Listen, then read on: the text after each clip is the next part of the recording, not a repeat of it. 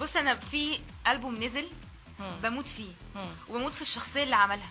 ألبوم تامر عاشور، انا بعتبره الألبوم ده طبعا سوري، بعتبر ان الألبوم ده سوري للمايك لا المايك. بعتبر بجد ده احسن ألبوم نزل في الفتره دي، مش هزار، بكل حاجه، الحان، كلام، توزيع، غنى. تامر مغني غنى مش طبيعي في الألبوم ده، وكل اغنيه فيه انا حسيتها قوي وحبيتها قوي.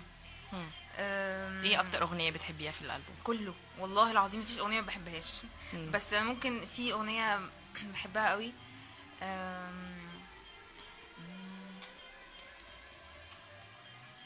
معلش انا عارف اني بتقل عليك، معلش ده من عتبي من عشمي فيك، جيت لك لكني ايه نسيت بصيتيلي نسيت.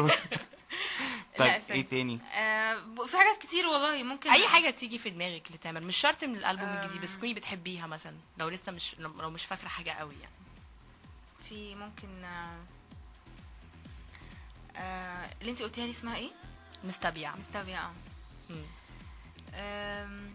تعالي لي هنا ليه بتداري، وحياتك انا مهما هتداري، فهمك انا من عينك قاري اللي مش قايله.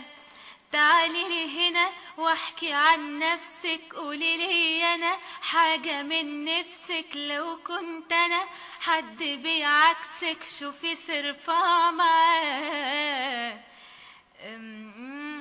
بس مش فاكره بقى بس حلوه. لا حلوه، يا رب يكون تامر بيسمع، بس هو تامر بيذاكر دلوقتي عشان الامتحانات، وبقول له جود لك يا تامر، ربنا معاك يا تامر بجد. فيروز خلينا